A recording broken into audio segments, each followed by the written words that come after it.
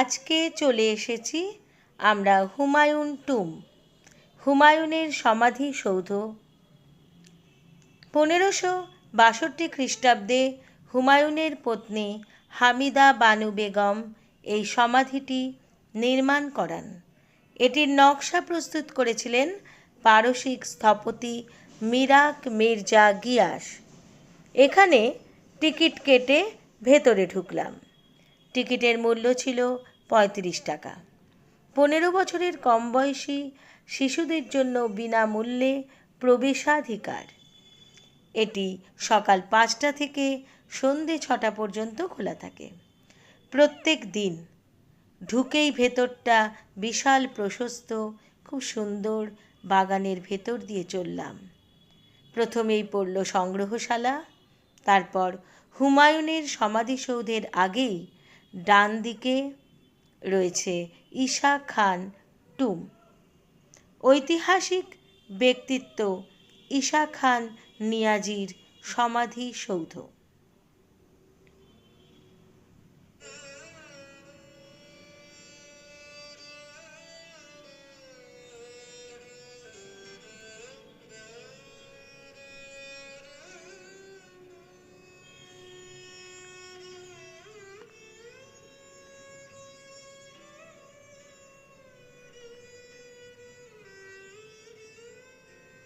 এখানে সেই বিষয়ে কিছু লেখা রয়েছে,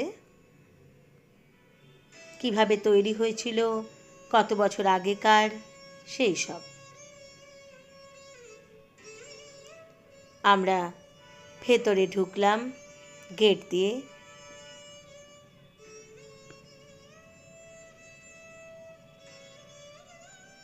অষ্টভুজাকৃতির এবং লাল বেলে পাথরের তৈরি এই সমাধিসৌধটি 1547 থেকে 1548 সালে শেরশাহ সূরির রাজত্বকালে নির্মিত হয়েছিল।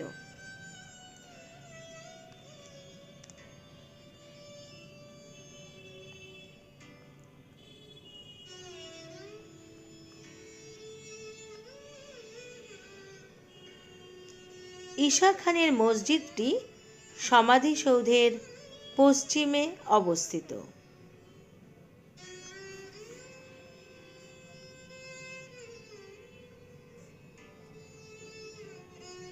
এটি মসজিদটি, যা অন্যান্য ভবনের সাথে ইউনেস্কোর বিশ্ব ঐতিহ্যবাহী স্থান হুমায়ুনের সমাধিসৌধ কমপ্লেক্স গঠন করে।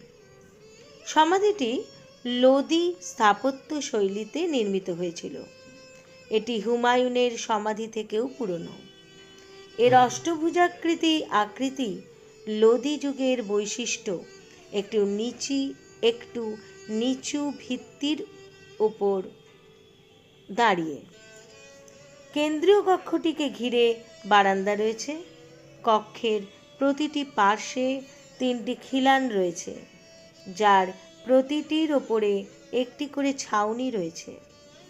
অপূর্ব গঠনশৈলী, মুগ্ধ করার মতন, খুব পরিষ্কার পরিচ্ছন্ন।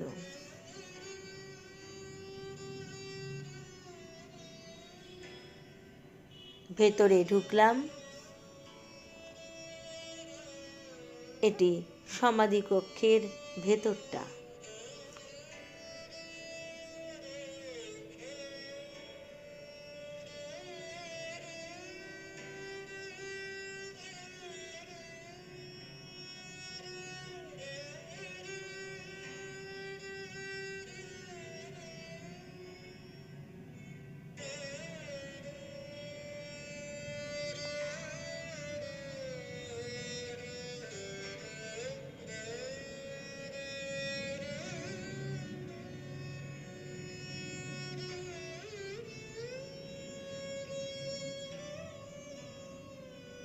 এবার এগিয়ে চললাম হুমায়ুনের সমাধিসৌধের দিকে।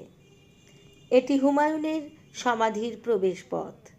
এই সমাধিসৌধটি প্রাথমিক মুঘল স্থাপত্যের একটি উল্লেখযোগ্য উদাহরণ, যেখানে ভারতীয় কারুশিল্পের সাথে মিশে থাকা পারস্য স্থাপত্য উপাদানগুলি রয়েছে।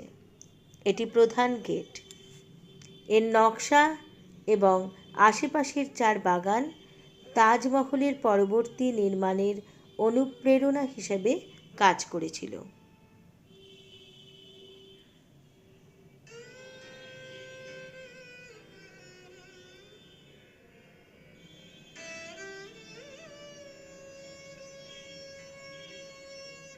এটি আরব সরাই প্রবেশদ্বার, যা মূলত সম্রাট আকবর কর্তৃক সমাধিতে কাজ করা পারস্য কারিগরদের থাকার জন্য নির্মিত হয়েছিল, যা এখন ধ্বংসপ্রাপ্ত।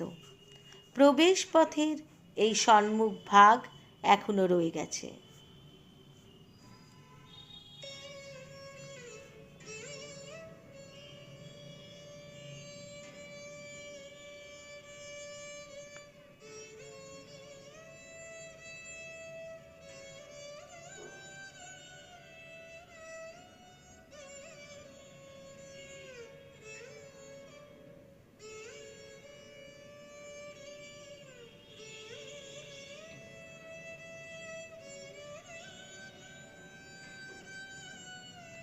এবার ঢুকেই দুই দিকে ছোট ছোট দুটি প্রদর্শনী দেখলাম, যেখানে হুমায়ুনের সমাধির ভাস্কর্য ও নকশা, কিছু চিত্রকর্ম ও শিল্পের প্রদর্শনী দেখে আমরা ভেতরে ঢুকলাম।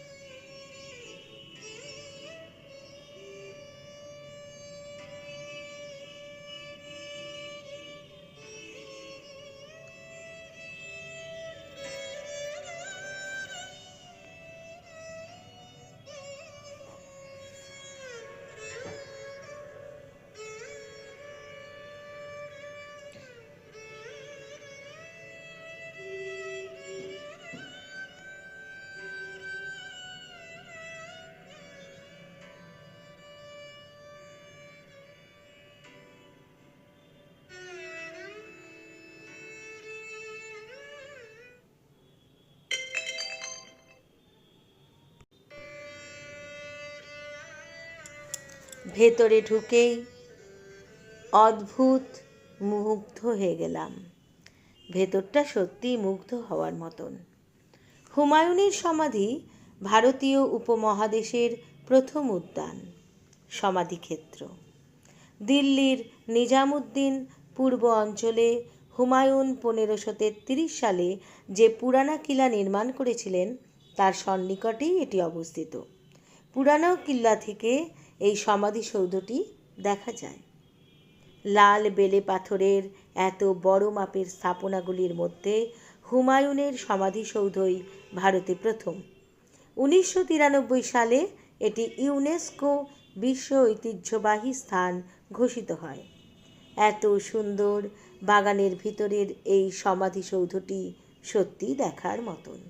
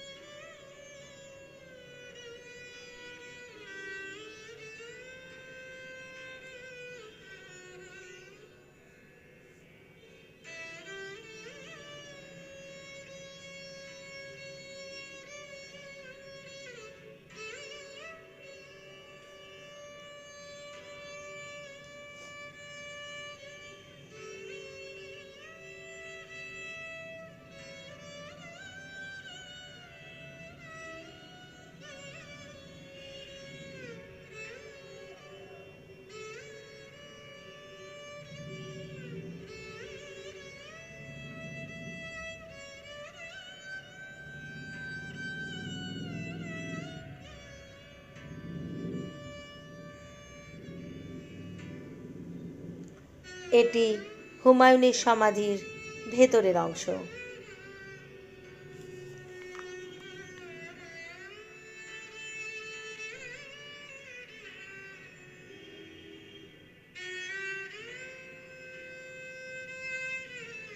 এবার চলে এলাম আমরা উগ্র সেন কি বাউলি এটি দিল্লির একটি বিখ্যাত ঐতিহাসিক সিঁড়িযুক্ত কুয়া, যা 1400 শতাব্দীতে নির্মিত বলে মনে করা হয় এবং এটি 108টি সিঁড়ি বিশিষ্ট একটি প্রাচীন স্থাপত্য, যা একসময় জল সংরক্ষণের জন্য ব্যবহার হতো এবং বর্তমানে পর্যটকদের কাছে খুবই জনপ্রিয় একটি স্থান, যার সঙ্গে কিছু কিংবদন্তি ও ভৌতিক গল্পও জড়িত।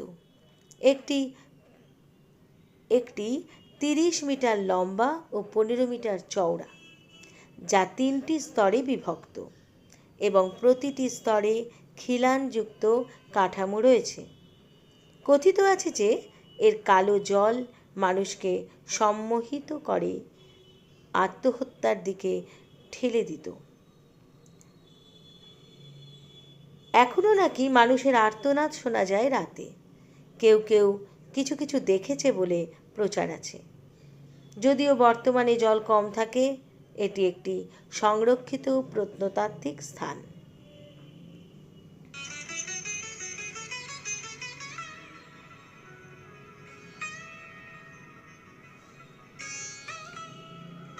বন্ধুরা, আমার ব্লগটি ভালো লাগলে অবশ্যই শেয়ার করতে ভুলো না, আর সাবস্ক্রাইব কমেন্ট করে দিও। এখানেই শেষ করছি। নমস্কার।